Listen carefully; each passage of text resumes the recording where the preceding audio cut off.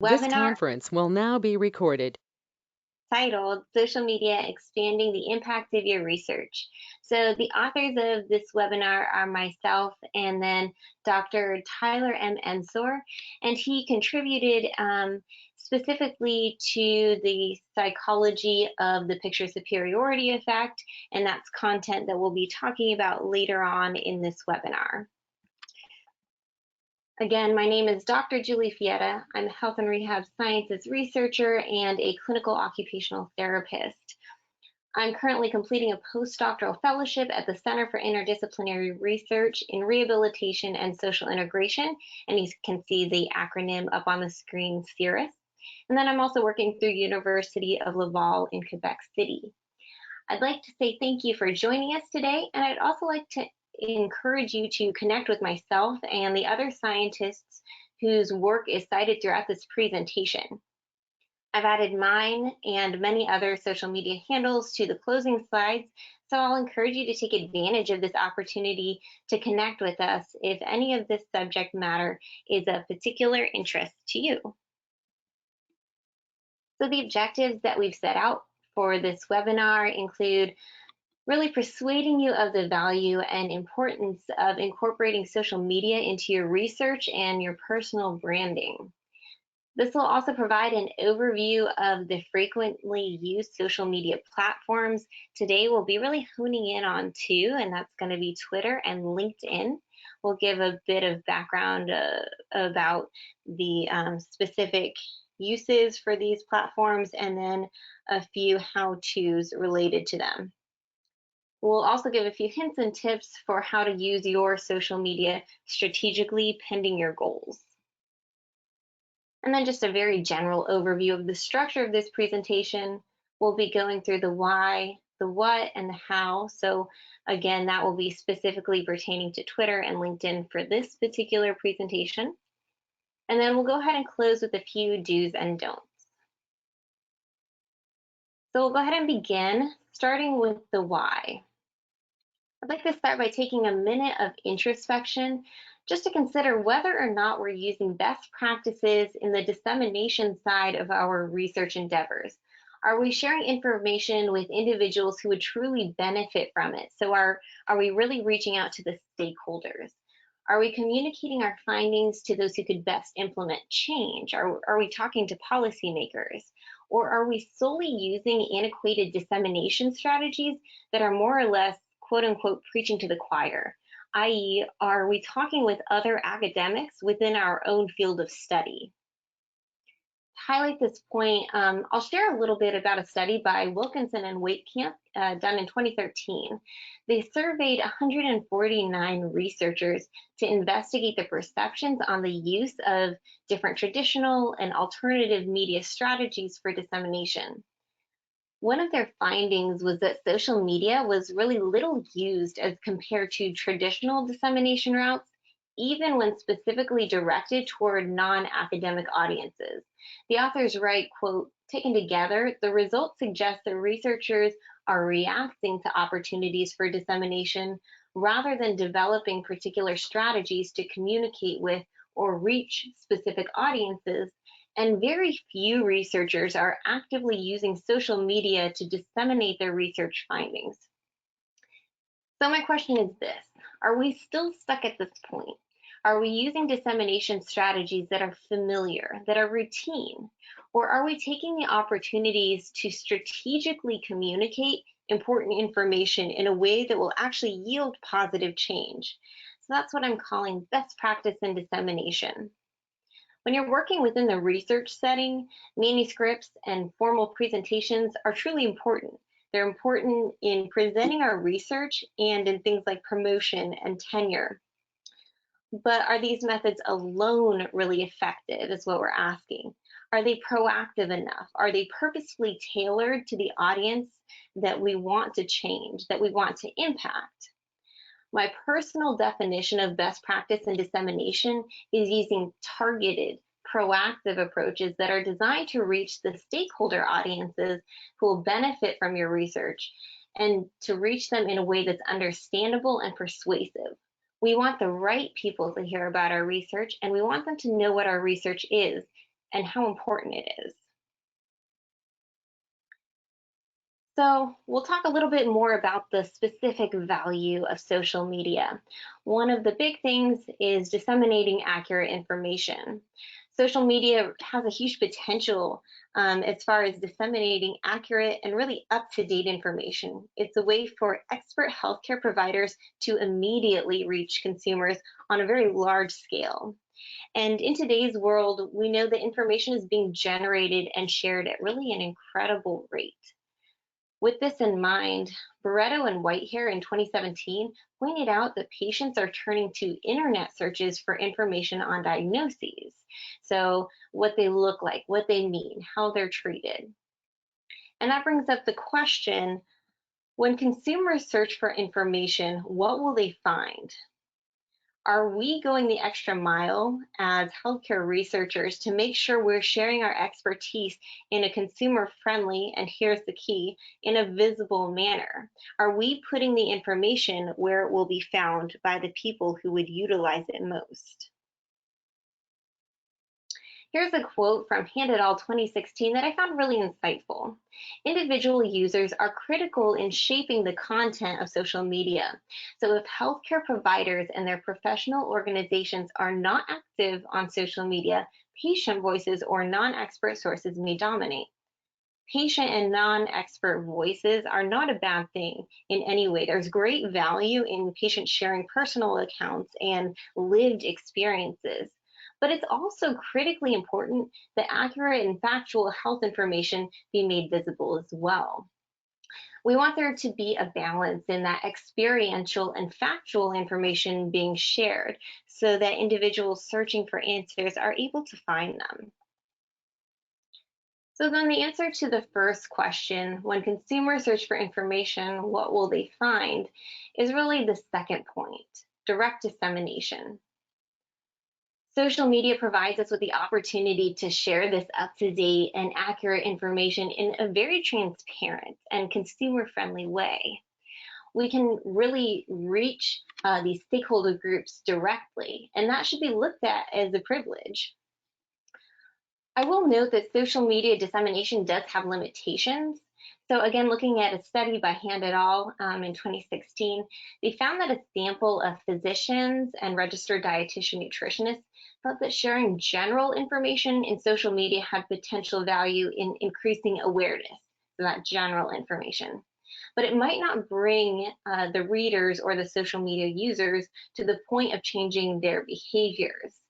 So knowledge dissemination rather than implementation is the take-home idea there.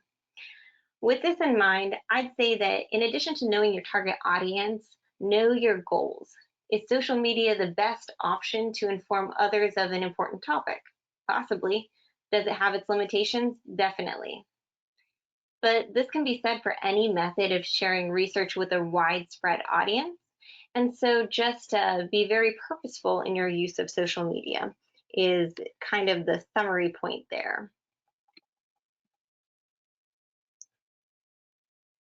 Another concept to consider when you're weighing out if social media is a valuable addition to your research practice is the idea of credited social media within the research world. This is a somewhat emerging platform for research and scholarship, and it can seem very informal and loosely defined, this idea of social media-based scholarship. That isn't the case anymore, though. Social media-based scholarship is defined by a pretty rigid set of criteria. You can tweet, post, or blog a novel idea or a statistical interpretation, but that doesn't make it scholarship.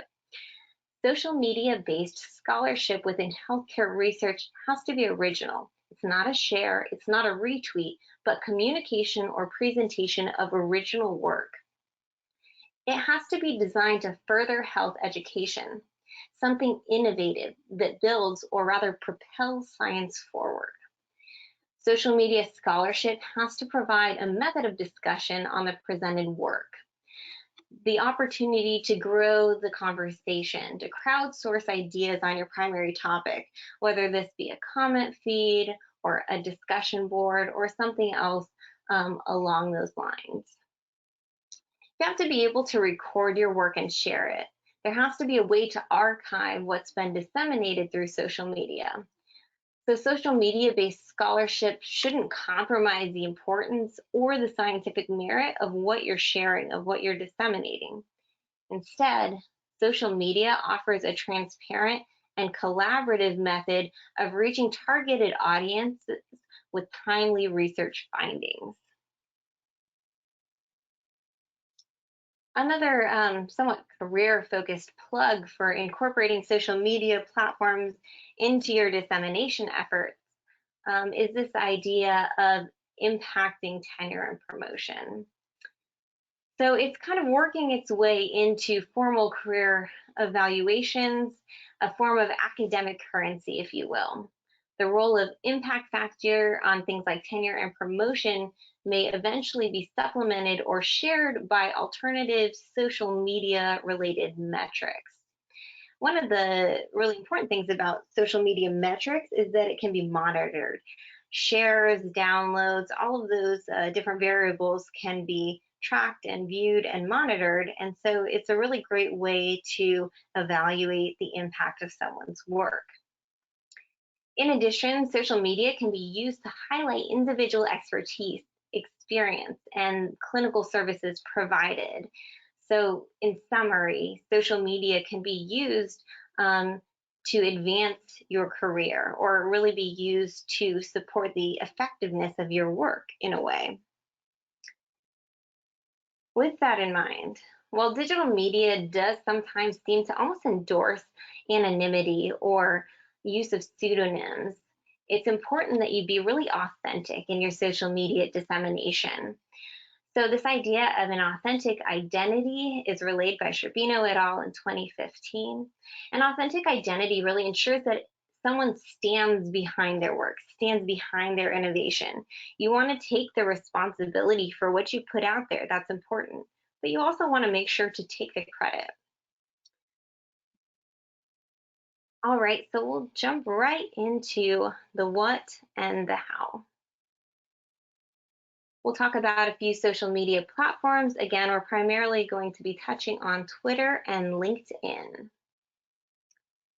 To start off, we'll jump right into Twitter. Here's a few of the topics that we'll be touching on related to Twitter use. That's limited text, hashtags, pictures, an Instagram link, and then analytics. The current Twitter text limit is 280 characters. And I'd like to point out that I really see this as a strength. It more or less forces you to get to the point, to say exactly and only what you mean to say. So if you're sharing an article link through Twitter, what's the one take-home point that you want people to remember? Understanding that limited text is probably all they'd remember anyway. For example, if you wrote a 1,000-word post with answers to the world's greatest, most burning questions, our short-term memory is what it is. So sometimes it's more important to keep it short, keep it clear. You want a clear, simple takeaway. And this limited text enforced by Twitter really actually helps us do that. Also with Twitter, there's hashtags. Hashtags are a way to connect your tweets to that of others. It's a way to link conversations, if you will. Here's the thing to remember. You can't join a conversation that no one's having. So really long, drawn-out hashtags aren't necessarily that effective. Instead, my advice would be to use hashtags that are going to link you to broader categories. So I like to use hashtags like science, something really general, or research. Researchers, I do early career. You want things that are broad, that a lot of people would be using, that will really pull into ongoing conversations. You can also use trending topics or phrases that a lot of people are saying.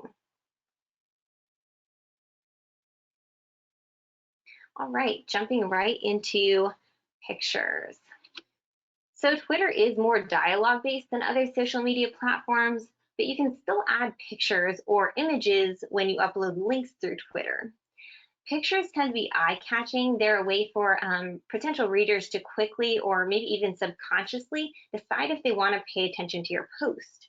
So if there's a picture, an icon, or an infographic that supports what you're saying, do consider using it. Of course, you want to be sure everything's appropriately credited if you're downloading an existing image or something that you did not create. I do want to dive a little bit deeper into this concept just for a moment. Why is using a picture so important, especially if we're using social media for professional purposes? Well, let's talk for a moment about the picture superiority effect. The picture superiority effect is the finding that pictures are remembered better than words. So I'd like to point out that this is the portion of the presentation that Dr. Tyler Ensor really did a lot to help with this content. So with this in mind, adding a descriptive picture can be a really effective way to increase the likelihood that people will not only browse your post, but remember the message you're trying to convey, and that's really key. So recent research actually showed that the picture superiority effect is effective even for individuals with memory impairments, such as those with mild cognitive impairment and Alzheimer's disease. So it's this really powerful effect. To be sure that we're employing this strategy effectively, though, I want to talk a little bit more about the background. So let's talk about a couple of the theories supporting why the picture superiority effect happens. One explanation of the picture superiority effect is the dual coding theory. A classic illustrative example relayed by Dr. Ensor regarding the dual code theory involves showing people either a picture of an elephant and then the word elephant, or the word elephant followed by the pictures.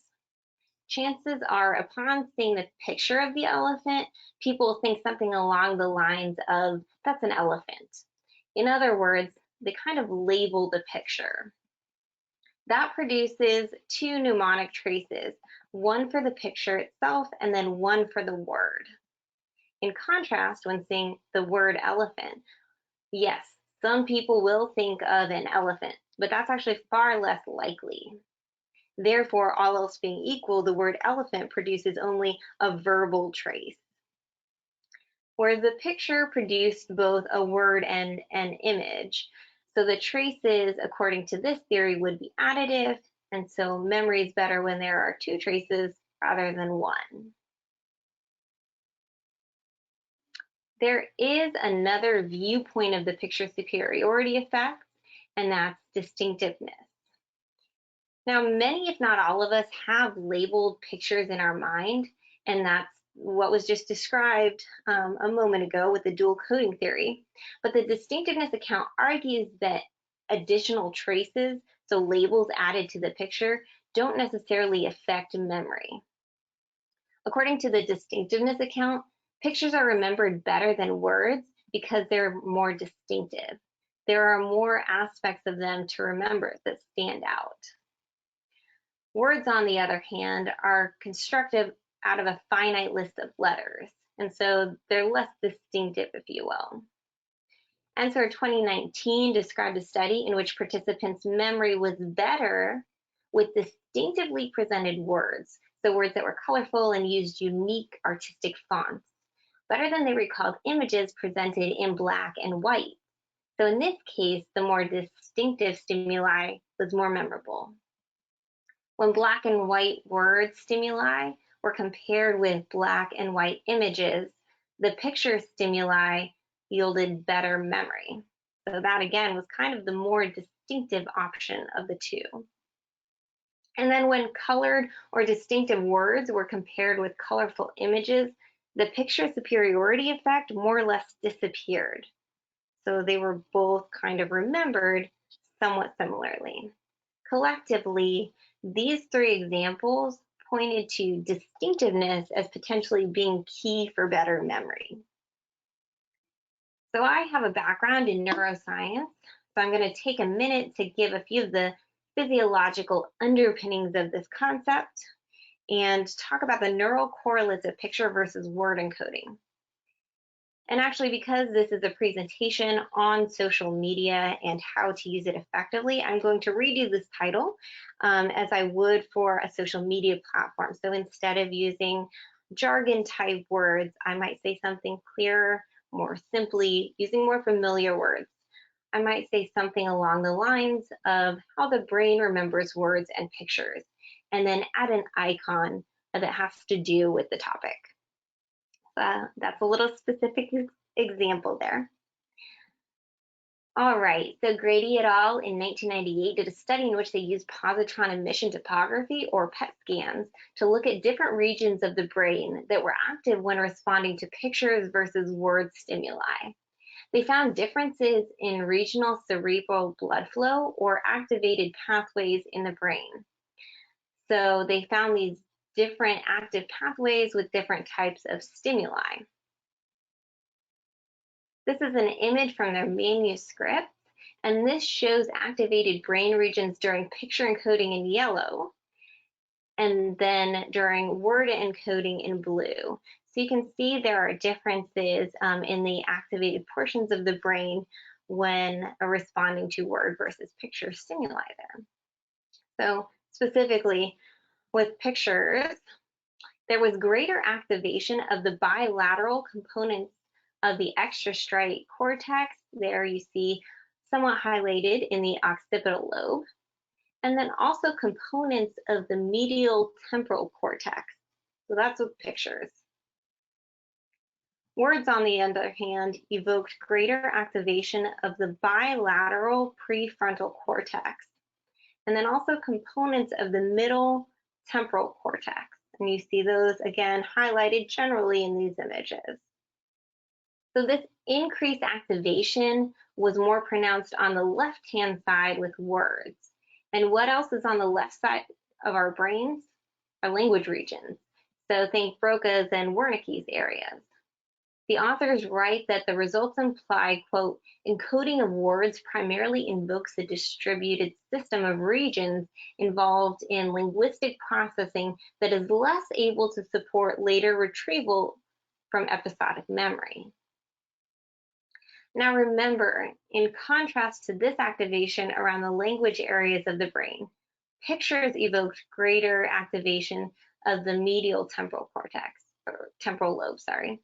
So components of the medial temporal lobe are involved in memory. So thinking specifically about memory encoding in the hippocampus. The authors noted, quote, greater activity in the medial temporal cortex during encoding of pictures compared with words suggests that pictures more directly or effectively engage these memory-related regions in the brain, thereby resulting in superior recollection of these items. So now we've highlighted the differences, but all in all, the authors point out that the encoding processes for words and pictures aren't terribly different. So specifically, they report that the extrastriate cortex may have been more active during picture encoding because the pictures, although simple line drawings, were probably more visually complex than the words. This difference in visual characteristics could have influenced medial temporal activity as well.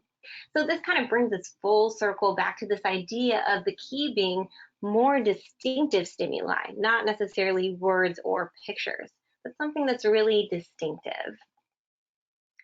So I'll leave it to you to decide whether you prefer catchy fonts or adding pictures. However, you really don't have much wiggle room with the font on Twitter and several of the other social media platforms available. So I still do recommend adding a meaningful picture or a graphic to support your point when applicable. And if you can make something a little bit more eye-catching, a little bit more memory, why not make it a little bit more exciting? All right, so that brings us to the Instagram link. And this is really just a quick note or a reminder for many of you. You can automatically share your Instagram posts to Twitter by simply toggling on the Twitter link at the bottom of your post. As you can see, you also have a Facebook and Tumblr share option, as well as a way to share to other social media accounts within the Instagram platform if you were to have more than one user profile.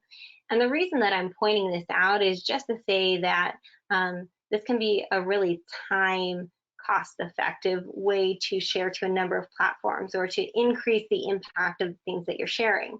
So it doesn't have to be a huge time burden to manage several different social media platforms for professional purposes. You can simply link them. All right, and finally, that brings us to Twitter Analytics.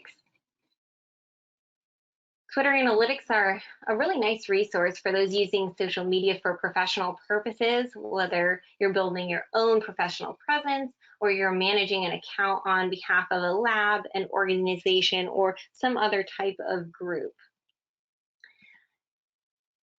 On the browser version of Twitter, you can just click on the icon with 3 dots and you'll find access to an analytics link. Through this link, you can view and download longitudinal metrics on your Twitter activity and others' responses or interaction with your Twitter account. You'll also have access to quick facts on a dashboard style page. You can download this and you'll see it here going up across my screen. You can look at the tweets that you've published, the impressions and the engagements across the dates that you've published them. So it's a way for you to download a large data set that has to do with how you've interacted with social media and then how others have interacted with what you've posted. And it can be a great way to share with groups that you're posting on behalf of. So here I've made a quick interactive chart that shows me my engagements and impressions, or the number of people who've come across or interacted with my tweets, measured by tweet across the first half of the month. With this, I can access my patterns and investigate whether certain types of tweets or number of tweets per day could have influenced the extent to which others paid attention to what I shared. And this is really just because the more you know, the more you know. What are your patterns? Are you getting the attention you think you are or that you want? What strategies are working and what strategies aren't working? Twitter Analytics is great to help you make informed decisions about these variables. All right, and that will bring us to our second platform, LinkedIn.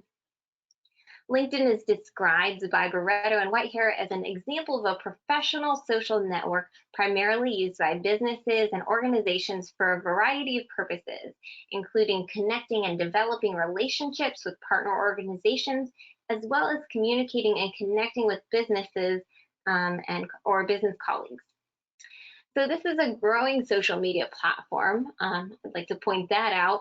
In fact, Lua 2018 reported that per Statistica and LinkedIn statistic counts, LinkedIn membership is trending upward from under 100 million users in 2010 to over 670 million users in 2019. So not all social media platforms are growing as far as users. LinkedIn definitely is. So it's a great time to take advantage. So here you see the topics that we'll be covering: a more extensive profile, hashtags, groups, and recruitment. Starting with your profile, LinkedIn tends to be a more professional profile. It's similar to a dashboard style resume. So kind of like an interactive CV, if you will. I recommend updating your LinkedIn account on a rolling basis to ensure that every profile visit and every connection is as meaningful as possible. If somebody were to visit your account, you want to make sure that they're seeing the most up-to-date information on the work that you're doing. So make sure that you regularly check this and update it as you continue to produce more work. Just like Twitter and several other social media platforms, LinkedIn does utilize hashtags. I won't belabor this point since we've already discussed the efficacious use of hashtags, but just a public service announcement to use them. They're a really great way to follow keywords related to your field, your research, or your areas of interest. And again, it's just a way to connect with people, topics, and specific areas of interest. All right, talking about LinkedIn groups. So I will go into this one slightly deeper. LinkedIn groups are a really great way to connect with other people who have similar goals and professional interests. And LinkedIn is really conducive to productive and structured groups. In 2018, a Buffer article by Alfred Lua provided several considerations related to these groups, so I'll just point out a couple. Make the group about a topic and not your brand. This way you can build meaningful connections with people who are interested in what your company does or what your project or organization is doing. We talked about authenticity and about potential personal value of social media scholarship to scientific careers. But in this particular situation, it's more about building a network interested in a common goal rather than building followers to your personal accounts. With LinkedIn groups, you have the opportunity to set boundaries or rules for your participants. So this really empowers you to control the environment of your group to some extent. For example, you might want to stipulate that group members don't try to market products through your group page, and you can say how such activity would be dealt with. For example, you can let them know that any marketing posts would be deleted per your group rules. Remember that it's about membership quality, not quantity. You want members who add valuable thoughts and considerations to the group discussion. It's not just about the number of people involved. And the last point I'll share from this article is to keep it going. Add to the conversation of the group, and this can really add life to the group, especially if intra-member conversation is lacking at different periods. So here's just a quick video of me creating a group, the Early Career Scientists in Rehabilitation Medicine group. Side note, this is a real group, so if any of you are interested in joining, let me know or just hop on LinkedIn and search it. Okay, making a group is as simple as adding the group name, a description, adding things like industries, and industries are out of a finite list. Group rules, we talked about that. And then whether you want your group to be listed or unlisted. So essentially searchable or by invitation only, and then you can simply create the group, and there it is. So this is a really easy, feasible way to connect with others, which can be very important in research, building collaborations through these digital networks. All right, and then finally, recruitment. LinkedIn and Twitter, for that matter, can be used as recruitment platforms. If you build your following strategically, this can be a really targeted way of reaching out to specific audiences who are more intrinsically motivated to participate in your research. I personally use this method of recruitment. As with any other component of research, I do recommend that you be really explicit about your recruitment platforms and methods in your IRB or ethics, depending on what your organization uses. So in my case, I simply created a social media flyer that could be shared on a number of different platforms and then submitted that flyer and how it would be used to the IRB. So that included a text or description of the posts, an icon if applicable. So it's very simple and it's an easy way to get the word out and then for your recruitment efforts to be augmented by other people's shares and likes. So at the end of this presentation, I would love to hear if anybody else has used social media for recruitment and how that's gone for you. All right, do's and don'ts. And this is the last section. I just want to share a few general do's and don'ts in social media use. Over the course of this webinar, I've really been championing and advocating the use of social media, but I'd be remiss not to mention the potential dangers of social media use.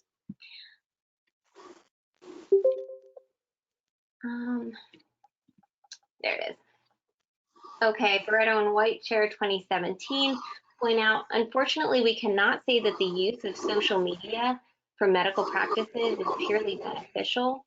Social media can destroy one's reputation as easily as it builds it. One mistaken 140-character post can abolish trust and loyalty. So that's a very important thing to remember. One post can make a huge impact in others. I think somebody's mic is on. If you don't mind checking your mic, just making sure it's off. Oh, thank you. Perfect. All right. Okay, so as healthcare professionals, it's so important to know what is and what is not appropriate for social and other online medias. Barreto and Whitehair 2017 outlined the American Medical Association rules, and they brought up several considerations, such as being aware of privacy standards. So thinking of HIPAA, no confidential or identifiable patient information should be shared. Use safeguards, but even personal password protected accounts can be breached. So just remember, once it's online, it's out there. So it's important to maintain a professional presence, even if it's something that you think you're just sharing with one or two people. All right, and then professional boundaries. Maintaining professional boundaries between care providers and patients when interacting online is really important. And one way to accomplish this is by separating your personal and professional online presence. So some people have their more casual profiles for family members and friends, and then a professional profile to use with coworkers, clients, and anyone else that you know through work. And so that's really a personal preference that you can decide, but it might be something to consider. All right. And then we all make mistakes. So if you see a friend or a colleague posting professionally inappropriate content that could negatively impact a patient, address it, talk to them, and try to point out the importance of keeping things professional online. All right. And then what people see you say, share, and do online can really impact their perceptions of you, their trust in your judgment. So make sure that you're positively impacting others' perceptions of you and your work through your social media. And then I'll close by sharing a few of my social media do's and don'ts. So no picture, no friend. With so many fake profiles and robot accounts, I just tend to shy away from profiles that offer even less than the standard information. So that's not to tell you to ignore profiles without a profile pic, but just letting you know that if you don't have a profile pic, I probably won't friend you. I think it's important to kind of explore the people that are making of your following or your groups, and try to be a little bit choosy and make sure that you're being safe online as far as what are real accounts and real people. All right, taking the time. So social media management is somewhat time consuming, but can be really beneficial. Like anything else, the work you put into it will likely impact the results you glean. I really respect the people who make a conscious effort to prioritize actual face-to-face interactions rather than being on their phones all the time. But even these individuals can set aside 10 to 20 minutes a day to monitor, post on, and connect their social media accounts. Besides, technology is so user-friendly these days that even for the novice social media user, social media buttons within most online publication platforms make it so easy to share your work and to promote what you're doing or what others are doing that you think is important. All right, and lastly, a few of my rules of thumb. Again, these are just personal persuasions. You can take them or leave them as you see fit.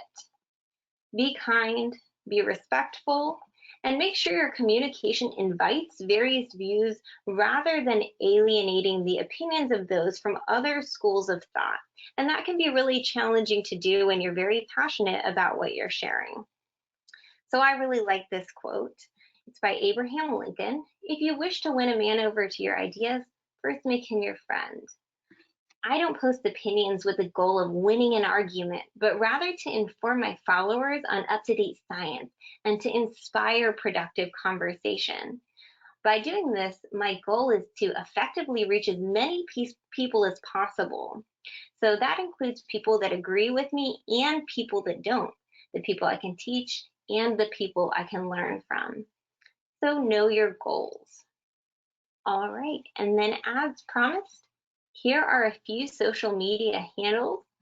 So if you're interested in this work or in any of the work that you saw quoted throughout this presentation, feel free to follow any of us on Twitter and to reach out through these social media handles. There are a few more. And a big thank you to all the authors who are really supportive of this webinar. Here are references, and then I will close by sharing a few slides on the upcoming ACRM conference and a few slides about a group that I'm pretty involved in, the Neurodegenerative Disease Networking Group and its related task forces. If you're interested in these, please follow this URL. So that's kind of the closing of the formal part of this webinar.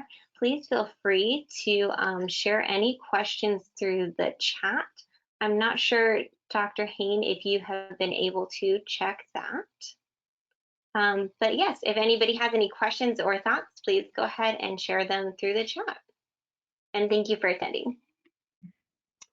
And Julie, thank you so much for such a wonderful webinar, very well organized.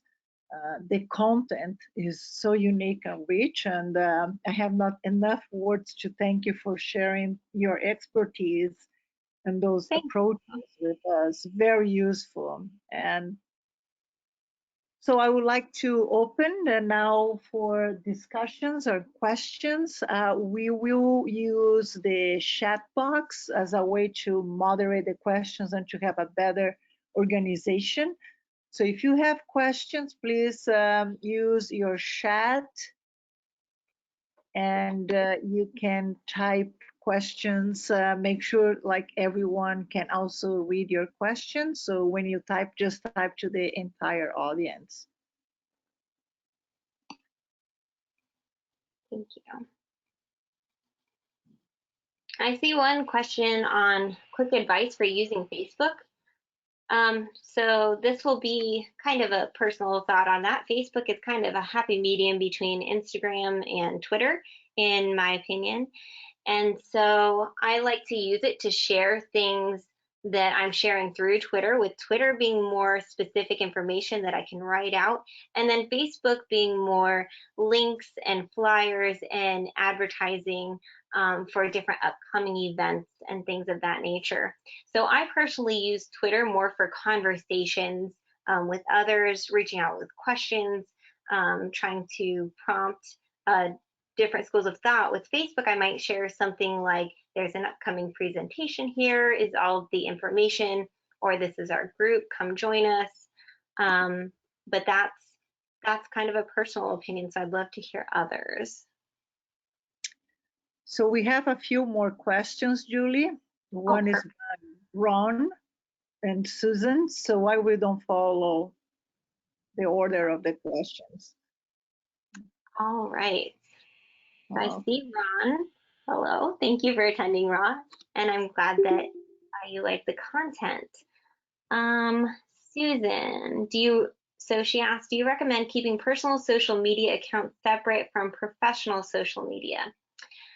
In some capacities I do, and then others I don't. And here's what I mean by that. So in things like Twitter and LinkedIn, I have one account. So because those two platforms I pretty much use exclusively for professional purposes, instead of also creating a personal account, I just try to be really choosy on the things I share through Twitter or through LinkedIn, and make sure, even if it's casual, that there's nothing unprofessional about it. With something like Instagram, where you share things that do tend to be more personal, like pictures, I have separate accounts. So I have several separate accounts for Instagram, and one has to do with an organization that I post more professional things about, sharing up-to-date information on research we're doing, things about the team. And then I do have a personal one that I keep private for family and friends, where I share things like vacation pictures. So in some platforms where you do want to be able to stay really casual and share things that are personally meaningful, in that context, I do think it would be valuable to have a separate personal account where you are free to share things in a safe way, where you don't have to be worried about keeping everything very professional. So I hope that answers that question. Thank you, Julie. And we have a good question from our Neurodegenerative Disease Networking Group Chair, Dr. Mark Hirsch. So he's saying about those tweets that can be edited. So do you have also further recommendations how to keep a link ID group? Oh, sorry, I'm reading the wrong one. Keeps jumping. Okay, here it is. One from Francisca, is that the one you're talking about? No, I'm talking about Mark Hirsch. So he's asking what happens to the deleted tweets? Do you have any idea or? I don't know if you can pull up deleted tweets, if that's what you mean. I've never tried to re-access a tweet that I've deleted. So I don't know of a way that you can go back and retrieve those. Do I have full confidence that they're absolutely gone? No, I never assume anything's completely gone. So my viewpoint is to be slower to tweet and make sure you're saying something you want to say versus tweeting quickly and deleting later. That being said, I don't know. It may be that they're completely deleted. I just have never seen anything definitive on that. Yeah, and Ron just answered that too. I too have not been able to access it, but I don't know how Twitter stores their data as far as their servers or anything of that nature. So I see a question from Francisca about how many, she says, thank you. Can one tweet too much, or are there any recommendations on the frequency of posting? Do you also have further recommendations on how to keep a LinkedIn group active? So for the first one, as far as the frequency of posting and even the finer details like time of day and which day I post, I really would point you back to the Twitter analytics. So look at your own patterns. So if you download your analytics from a particular month in which you've posted quite a bit on some days and less on others, you can see how many times that post was interacted with or exposed to people. And then you can make a decision based on your particular followers if posting at a specific frequency either heightens the activity on your account or really lowers it. Because everybody has a different list of followers, right? Everyone has different attention to their posts based on what you're posting about, who's interested in your work, who you've connected with. And so that audience is going to have different behaviors and different habits. So that'll kind of change from person to person. So I guess my best advice on that is to really make sure that you're checking your own analytics, and different social media platforms do a good job of also providing audience analytics. And I showed some of those with Twitter, but I'll give a specific example on one of my Instagram accounts. I posted kind of haphazardly, shared a picture and got a certain response from it. And then I posted another one, but before I posted it, I went back and looked at my audience analytics to decide which day and which time of day to post it.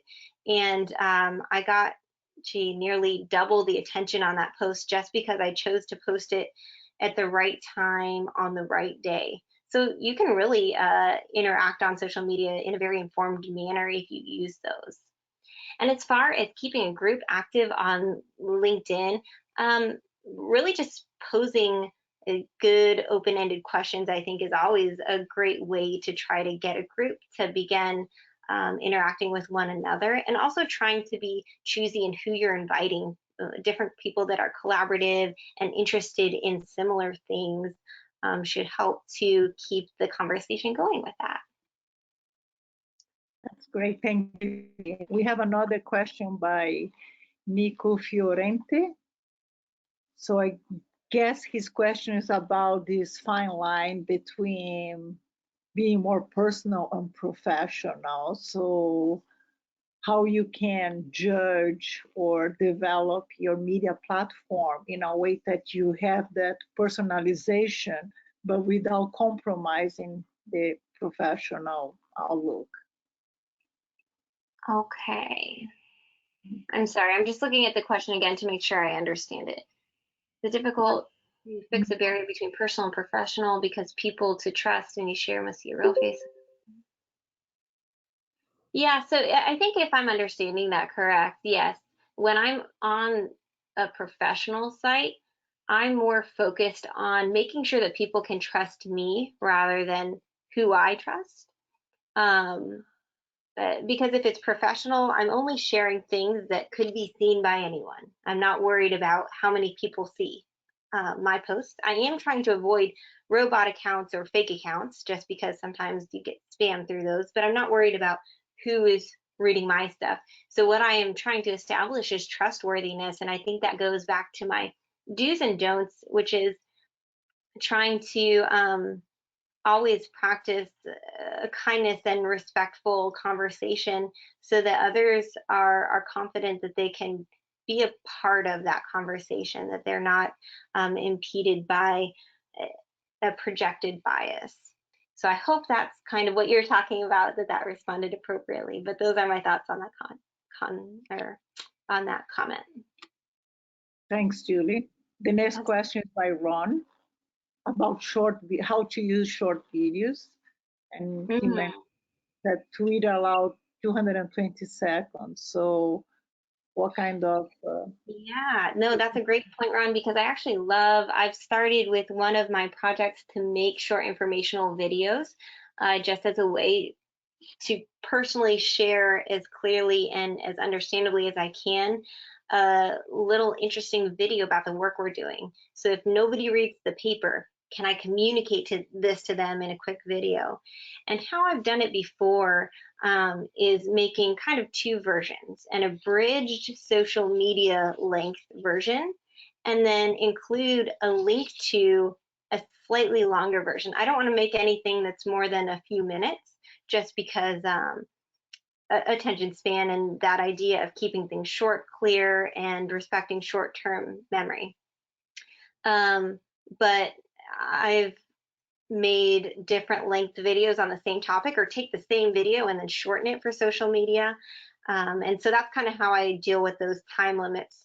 With Instagram, though, you also have the option of doing Instagram TV, where right in the same platform, it'll show a certain length video on your actual page. And then if people want to continue watching, they click continue watching and they're brought to Instagram TV. So some of the platforms are starting to accommodate this option of short or long.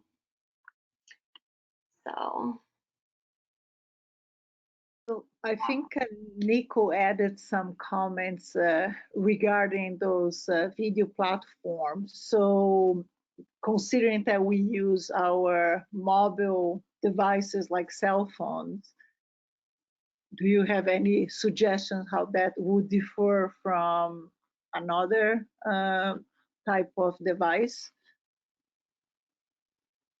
I'm sorry. What was the question? I'm looking through them. She's asking if we should use a phone versus a different device, or which platform. He's mentioning that we should consider the device. So, oh, okay. So like in a cell phone, like being briefer or trying to be more concise is better? Yes. So with that, I see the question now. Thank you. With that, I think that again, you can be very flexible. So yes, appreciating that people tend to scroll very quickly, and if something catches your eye, you might look at it and spend a few seconds, but maybe not more. So you have that aspect of sharing through social media, but then you have the other aspect of we don't want to only share high level information if somebody's interested in making decisions for themselves about how we've done our research or all of the details. We do want to make that available, and there is a big movement towards more open access.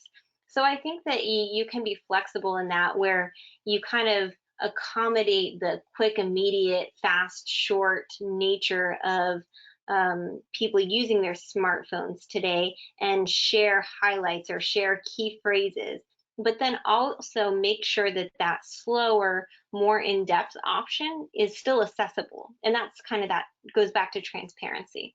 So share your take-home idea, but then also share a link to the article, or also share a link to a longer blog post, something where people can get a bit more in depth if they think that's important, or give them the opportunity to question your perspectives, I suppose. So that idea of accommodating the social media platform, but also being transparent and giving people the opportunity to investigate your work. And that's that, going back to that authentic identity idea, where you want to be able to take responsibility for what you share. So you definitely want to give them access to more in-depth information, and that can be done through links right there on your post. Wonderful. Thank you so much, Julie. We have only one more question, and considering the time, we are just going to take that question, then we have to end our exciting webinar. So the next question is about if you recommend to pay for premium to use Link ID. I do not have premium. So I guess the short answer is no. And that is not to say there isn't value to it. It's just everything I've done on LinkedIn, I've been able to do without getting premium. That's not my primary social media platform. Being transparent, it really isn't. It's something that I think is important and valuable, but I don't use it as much as others. If it were, I might consider paying for a premium. I think that's something where you need to really look at how you're using it, if that's your primary. And if you're not able to access everything that would be of great value to you through the free version, then absolutely consider premium. But I have not used it myself, so I don't think it's absolutely necessary. But yeah. Wonderful. Julie, that has been great. What a such nice, delightful webinar to debut our NDNG webinar series. I also want to thank this wonderful audience. Very exciting, great questions. Everyone really contributed, and I'm so excited that I was able to assist and help with this initiative. And we are open for suggestions. We also are very inclusive. So if our attendees and our NDNG membership have suggestions for webinars, or if they would like to present a webinar, please contact me. I'm going to add my email to the end of the chat. And Julie, do you have any comments to close this wonderful webinar? I would just like to say thank you to everyone who attended, and really invite you to reach out to me via Twitter or my email, and I'll go ahead and put those both at the end of the chat as well. I'd love to keep the conversation going, or to connect with anyone who's interested in really taking advantage of social media, or discussing how social media has been advantageous in their work. So really, thank you. This has been such a fun way to connect with everyone and to share something that I'm excited about. Wonderful. So again, thank you everyone, and have a wonderful week. Keep safe and keep contacting us. Thank you. Thank you. Thank you, Julie. That was very nice.